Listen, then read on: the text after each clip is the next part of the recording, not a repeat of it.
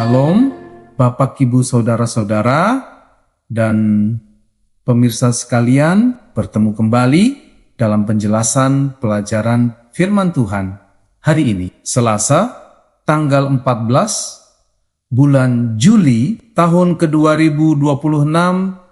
Judul pelajaran hari ini adalah Hikmat dan Kedewasaan.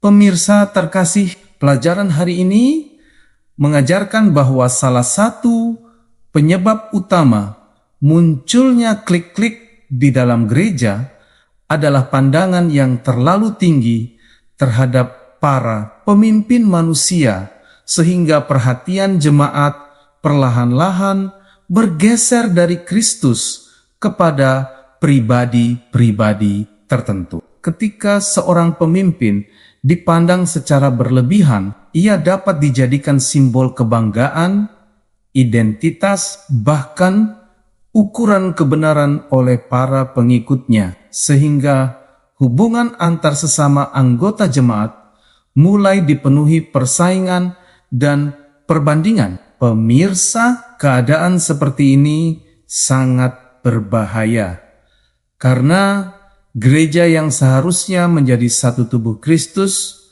berubah menjadi kumpulan kelompok-kelompok yang saling mempertahankan tokoh favoritnya masing-masing. Akibatnya, kasih persaudaraan mulai memudar, kerendahan hati semakin berkurang, dan pelayanan yang seharusnya berpusat kepada Allah berubah menjadi ajang mencari pengaruh dan pengakuan. Pemirsa, Paulus melihat bahaya ini sebagai ancaman serius bagi kesehatan rohani jemaat, sehingga ia menegaskan bahwa hanya Kristus yang layak menjadi pusat iman, pengharapan, dan kehidupan setiap orang percaya. Saudara sekalian, melalui kitab 1 Korintus 3 ayat 1-4, Paulus menggambarkan jemaat Korintus sebagai bayi-bayi rohani yang belum bertumbuh menjadi dewasa meskipun mereka telah lama menerima Injil. Sebutan ini bukan dimaksudkan untuk menghina mereka, tetapi untuk menunjukkan bahwa cara berpikir, cara bersikap, dan cara menyelesaikan masalah mereka masih dikuasai oleh sifat duniawi.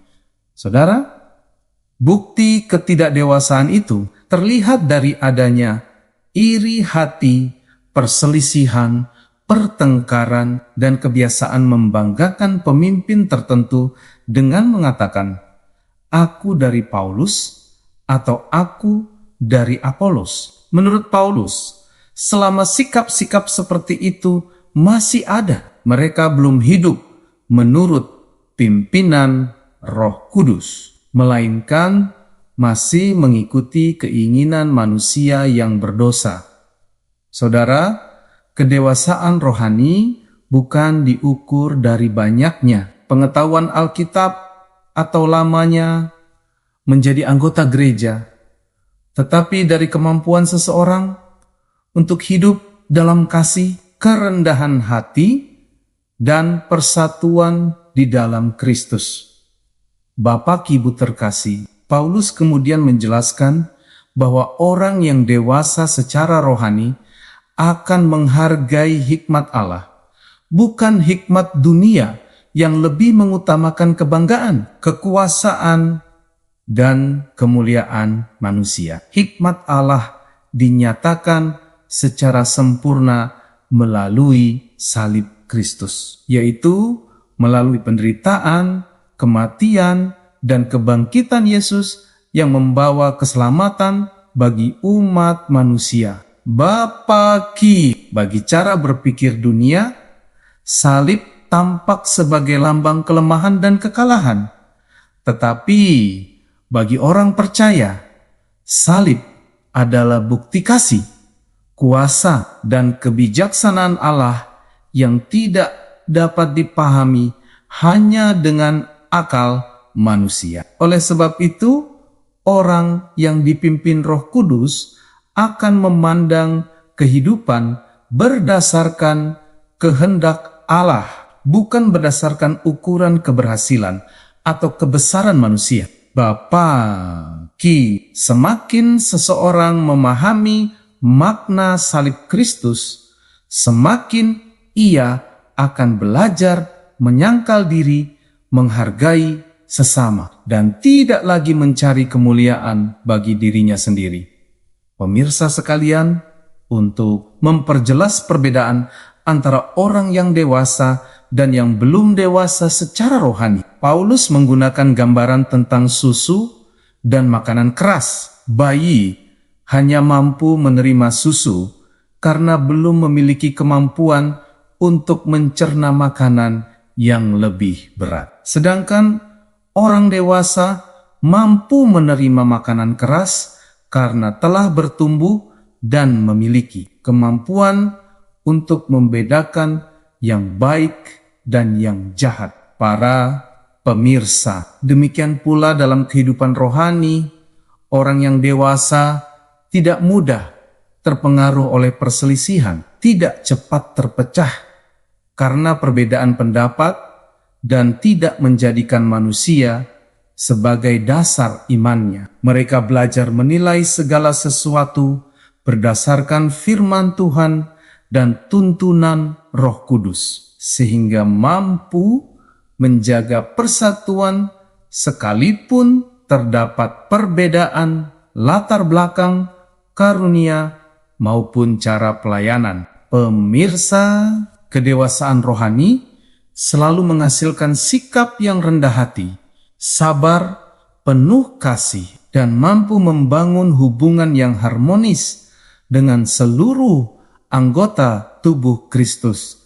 Bapak Ibu terkasih, Paulus juga mengingatkan bahwa semua pelayan Tuhan hanyalah rekan sekerja Allah yang bekerja untuk tujuan yang sama, yaitu membangun kerajaannya. Tidak ada satupun pemimpin yang menjadi dasar gereja, sebab hanya Yesus Kristus yang merupakan satu-satunya dasar yang kokoh bagi iman dan keselamatan manusia. Bapak, Ibu, Paulus, Apolos, maupun pelayan-pelayan Tuhan lainnya hanya menjalankan tugas yang dipercayakan Allah sesuai dengan karunia masing-masing, sehingga tidak seorang pun layak ditinggikan melebihi Kristus. Gereja disebut sebagai ladang Allah, bangunan Allah, dan bait Allah, yang berarti seluruh anggota memiliki tempat dan tanggung jawab yang sama pentingnya di hadapan Tuhan. Oleh karena itu, Bapak Ibu, setiap orang percaya dipanggil untuk saling menghargai, saling melayani, dan bekerja sama dalam kasih, tanpa membangun persaingan atau kelompok-kelompok yang merusak persatuan gereja.